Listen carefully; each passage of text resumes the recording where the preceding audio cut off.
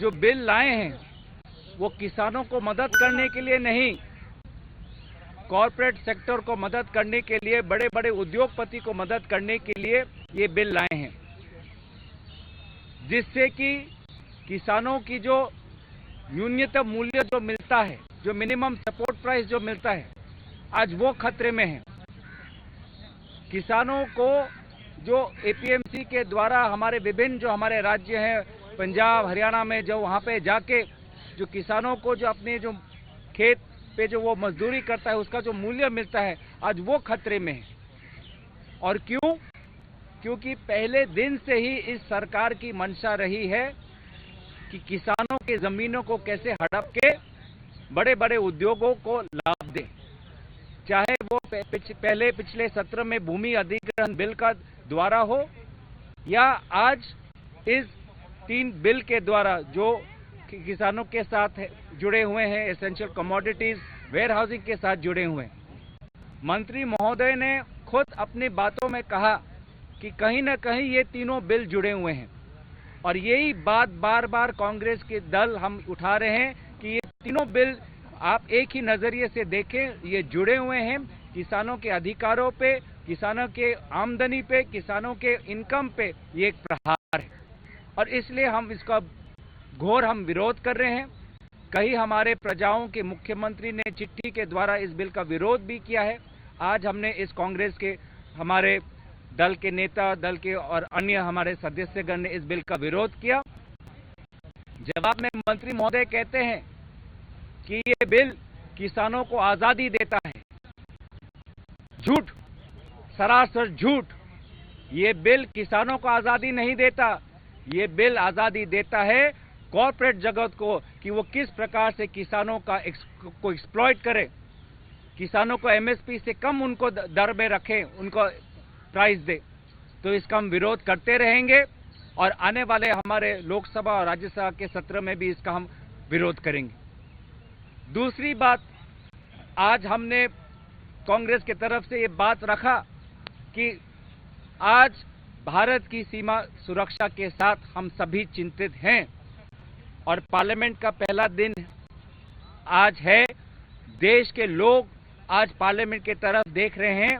आज का समय अनिवार्य था कि रक्षा मंत्री बोले कि वो चीन के सीमा पे जो हमारी समस्या है चीन सेना के साथ, उस पे भारत सरकार कब अपनी नीति स्पष्ट करेगी, चर्चा के द्वारा या स्टेटमेंट के द्वारा क्या उनका रवैया रहेगा। हम चाहते थे कि आश्वासन तो मिले, रक्षा मंत्री स्वयं आज लोकसभा में थे, एक आश्वासन तो मिले कि केंद्र सरकार इस चीन के मामले को लोकसभा में कब उठाएगी, राज्यसभा में कब उठाएगी, पर इससे भी वो पीछे पड़ गए।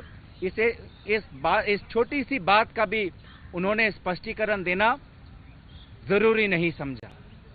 और तीसरी जो आज मुझे लगता है जो मूल हमारी बात है कि कहीं ना कहीं एक पार्लियामेंट की जो हमारी भारत की पार्लियामेंट, भारत की संसद की जो गरिमा है और हमारे सांसदों के जो नैतिक संवैधानिक अधिकार हैं, उन अधिकारों पे आक्रमण किया जा रहा है।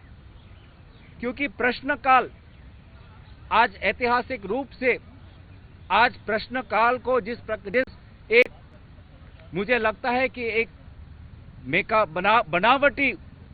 बनावटी कारण के द्वारा आज प्रश्नकाल को जिस प्रकार से स्थगन किया जा रहा है उचित नहीं है। क्योंकि प्रश्नकाल में देश के लोग अपने चुने हुए प्रतिनिधियों के द्वारा मंत्री से सीधा सवाल करते हैं और मंत्री से सीधा उत्तर सुनने की अपेक्षा करते हैं। बार बार हमने कहा कि आप शनिवार को आप पार्लियामेंट रख रहे हैं, रविवार को आप पार्लियामेंट रख रहे हैं, इससे हमें कोई आपत्ति नहीं है। आप पार्लियामेंट 18 दिन का रखें या इससे पहले पार्लियामेंट को शुरुआत करके 1 महीने का पार्लियामेंट रखें, इसमें हम पार्लियामेंट की प्रक्रिया में पूरी तरीके से सहयोग करने के लिए सहमत है। लेकिन प्रश्नकाल को आपने क्यों स्थगित किया? आप बोलते हैं कि कोविड के कारण, तो बिल पे चर्चा हो सकती है, मंत्री महोदय अपने भाषण दे सकते हैं, लेकिन मंत्री महोदय देश के आवाम के प्रश्नों का उत्तर नहीं दे सकते। मंत्री महोदय अपने बिल के लिए आज उन्होंने भाषण दिए, तो क्यों वो प्रश्न का उत्तर नहीं देना चाहते?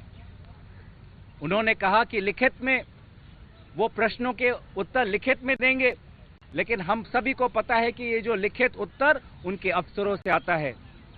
देश की आवाम ने अफसरों को नहीं चुना, देश के आवाम ने इस सरकार और इस सरकार के मंत्रियों को चुना है, और देश के आवाम की जो आवाज है उस आवाज को अफसरों के द्वारा लिखित उत्तर में नहीं, मंत्री महोदय के स्वयं उनके उत्तर से, उनके वाणी से आना चाहिए था।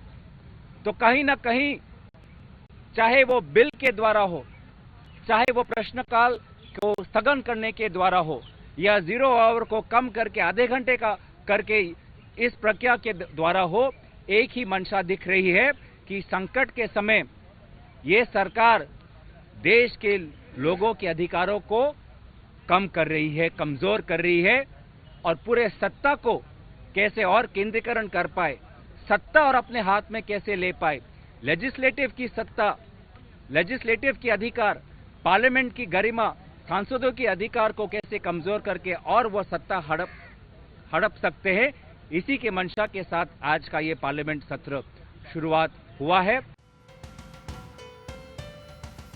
न्यूज टॉप 9 रोज सुबह 7 बजे और शाम 7 बजे सिर्फ TV9 भारतवर्ष पर।